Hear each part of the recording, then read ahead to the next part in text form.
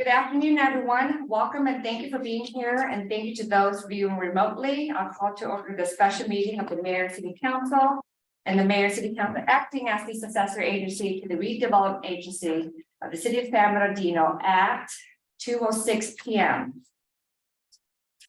Reynolds, would you like to lead the pledge? Sure. Please stand, face the flag, put your right hand over your heart, ready to begin. I pledge allegiance to the flag of the United States of America, and to the republic for which it stands, one nation, under God, indivisible, with liberty and justice for all.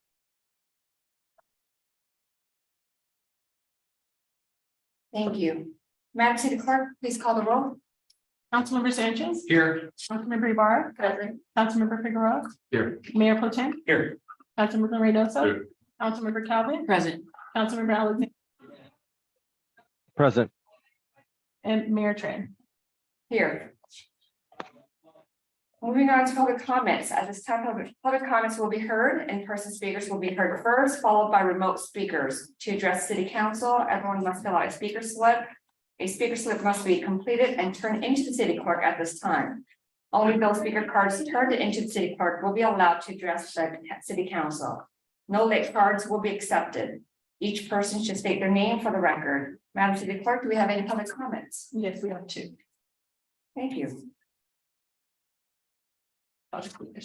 Treasurer Ortiz.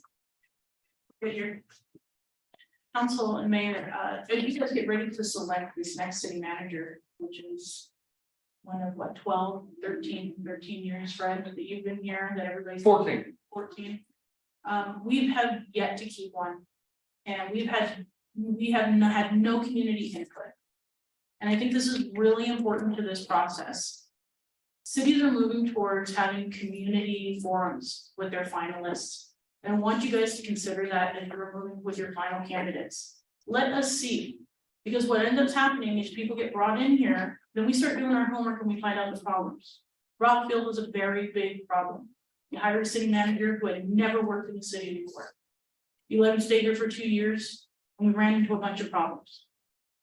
I don't think, and the community doesn't believe, that this should be a decision left solely on your shoulders. Because it really takes a lot to make this decision. We're not doing well, and we haven't been doing well. We may be out of bankruptcy, but we're far from being able to run our city in a fast forward direction because everything is changing. Every year, a year and a half, someone new is coming in here. And we're going left and we're going right. All we're asking for as a community is you give us the opportunity to help you make a decision on our behalf.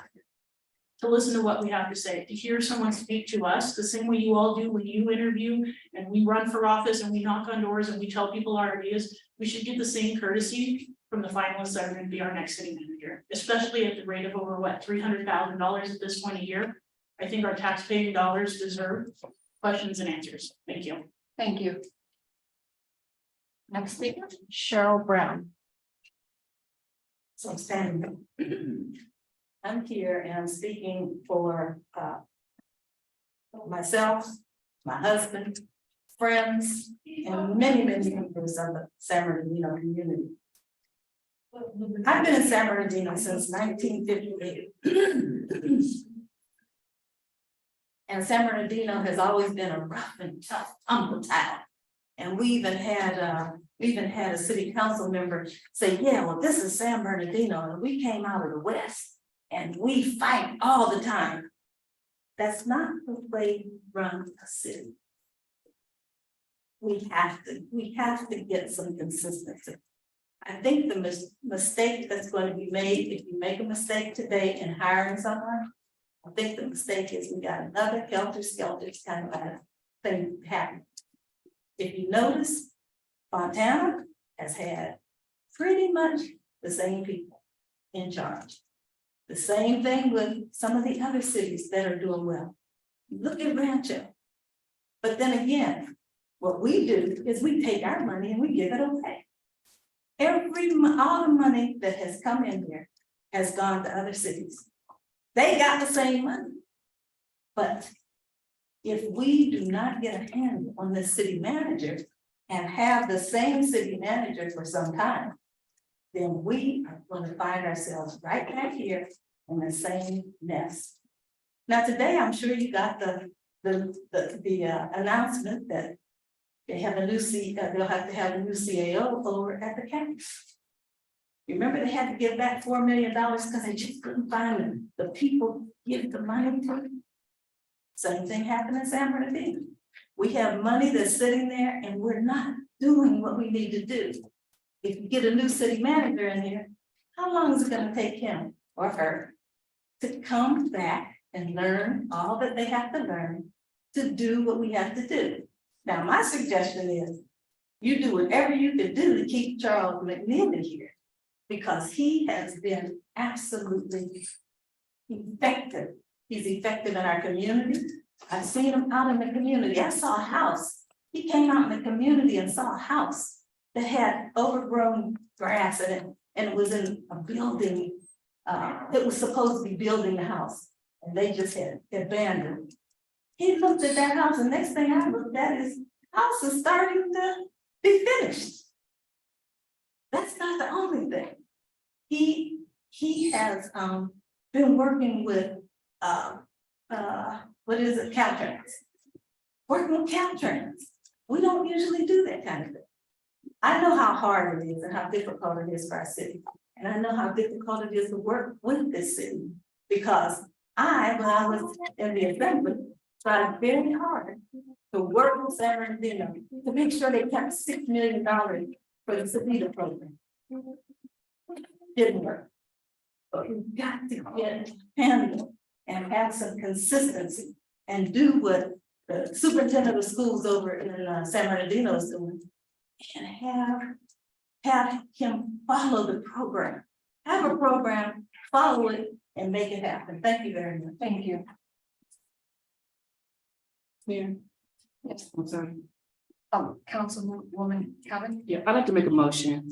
I'd like to motion that we continue this item and reopen the recruitment for an additional 120 days so we can continue to receive resumes from qualified candidates.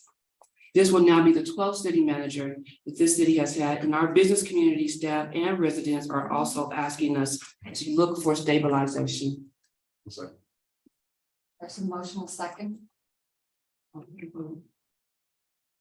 for the votes. Councilmember Sanchez, No. Councilmember Ibarra, No. Councilmember Figueroa, No. Mayor Pro Tem, No. Councilmember Reynoso, Yes. Councilmember Calvin, Yes. Councilmember Alexander. Nay. Item fails. Right. Item fails 2-5 with Councilmember Sanchez, Ibarra, Figueroa, and Alexander, Mayor Pro Tem voting in opposition. Okay, we are now convening to closed session at 2:14 p.m. Okay, we are back to open session at 6:07 p.m. City attorney, is there anything to report from closed session?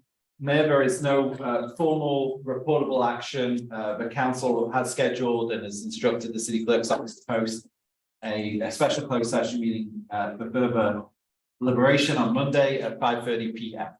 That concludes my report. Thank you. So the meeting is adjourned at 6:07 p.m. The next special meeting of the Mayor City Council and the Mayor City Council acting as the successor agency to the redevelopment agency will be held on Monday, August 21st, 2023 at 5:30 p.m. what's the address? in the Morley. 201 North East Street, second floor, In the multi-purpose conference room. multi-purpose conference room. Closed session will begin at 5:30. And open session will begin 5:30. at 5:30. I'm sorry because it's not scripted. It's like, oh, good night, everyone.